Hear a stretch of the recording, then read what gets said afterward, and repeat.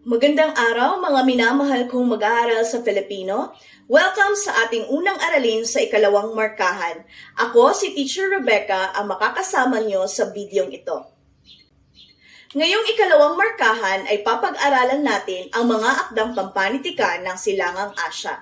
Pero bago yan ay kilalanin muna natin ang mga bansa na napabilang dito. Kilala niyo ba ang watawat na yan? Tama! Yan ay watawat ng bansang China. Alam kong kilala nyo ang watawat na to. Tama ka ulit kung ang sagot mo ay South Korea. Batid ko namang pamilyar kayo sa watawat na ito. Tama, yan ay watawat ng bansang Japan. Eto kaya kilala nyo rin? Tama, yan ay watawat ng bansang Taiwan. Sana ay kilala nyo rin ang watawat na yan.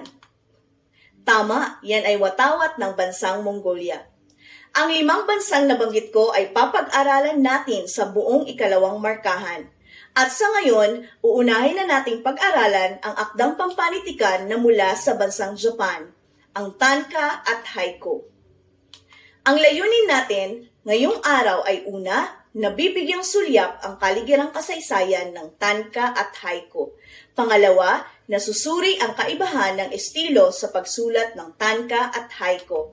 At ang panghuli, nakikilala ang bersyon ng Tanaga sa Pilipinas.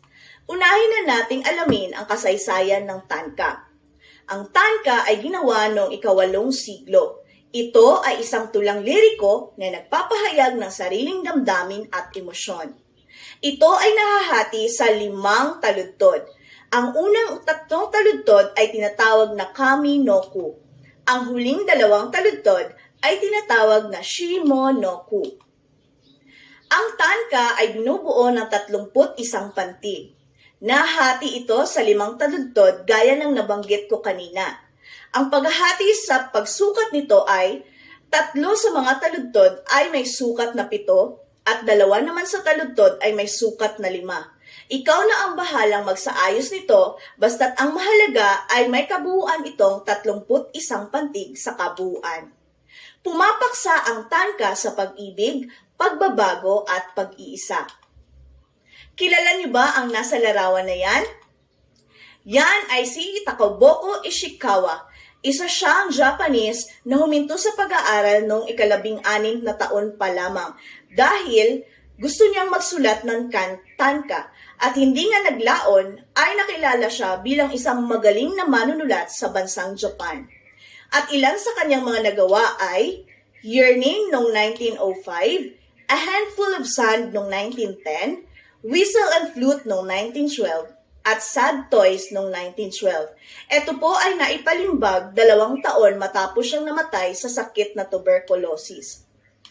Ito ang ilan sa kanyang mga nagawa na isinalin ni Mark Angeles. Kapag umibig, asahang masasawi, magka-interes, madaling masasawi, saan may laging sawi. Kung atin pong bibilangin, ang unang taludtod ay may 5 sukat, 7 naman sa pangalawa, 5 ulit sa pangatlo, at sa huling 2 taludtod ay may tig-7 pantig. Ito ay may kabuuang 31 pantig. Narito pa ang isang halimbawa ng Tanka.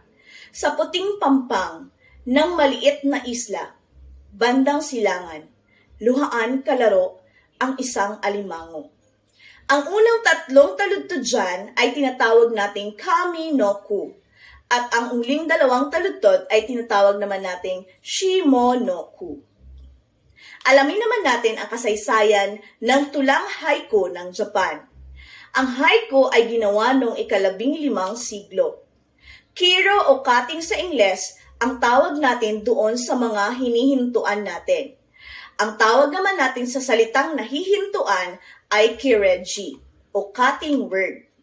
Ang haiku ang pinakamaikling anyo ng tula sa bansang Japan na may habang 17 pantig lamang.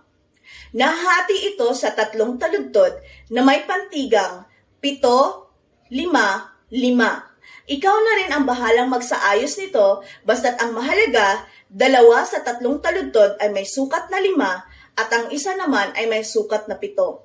Wala itong tugmaan. Karaniwang nakatuon ang haiku sa mga imahen ng kalikasan.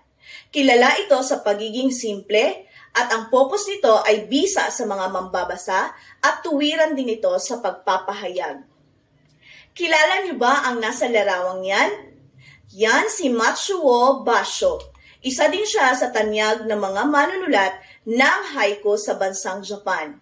Siya ay dating samurai na huminto dahil nakatuon din siya ngayon sa pagsusulat ng haiku. Kaya naman naging tanyag ang kanyang mga panulat at isa na rito ang Kung merong samyo, taliptip ng niyebe, Lerios sa bato. Ito ay isinaling ni Mark Angeles. Kung ating titingnan, ang unang taludtod ay may 5 sukat. Sa ikalawang taludtod naman ay 7 at 5 ulit sa 3 taludtod, na may kabuuang 17 pantig. Alam mo ba na kung ang bansang Japan ay merong tanka at haiku, sa Pilipinas naman ay meron tayong tinatawag na tanaga. Ito ay isang uri ng sinaunang tula sa Pilipinas na may layong linangin ang lalim ng pagpapahayag ng kaisipan at masining na paggamit ng antas ng wika. Binubuo ito ng tig-7 pantig sa bawat taludtod o linya sa bawat saknong. Halimbawa dito ang Tag-init ni Ildefonso Santos. Alipatong lumapag, sa lupa nagkabitak, sa kahoy na lugayak, sa puso naglalagablab. Kung atin pong susuriin, may tig-7 pantig po sa bawat saknong. Isa pa, ang Kabibe ni Ildefonso Santos. Kabibe, ano ka ba? May perlas maganda ka. Kung idiit sa tainga, nagbubuntong hininga. Yan po ang ating talakayan tungkol sa tanka at haiku ng bansang Japan at tanaga naman dito sa atin sa Pilipinas. Sadyang kayaman nga ng mga akdang pampanitikan sa ating buong daigdig. At mas lalong mayaman din ang Pilipinas sa mga akdang pampanitikan na ito. Kaya't masasabi nating maipagmamalaki natin ang pagiging Pilipino. Maraming salamat sa pakikinig. Hanggang sa muli, ako ito si Teacher Rebecca, ang inyong guro sa Filipino.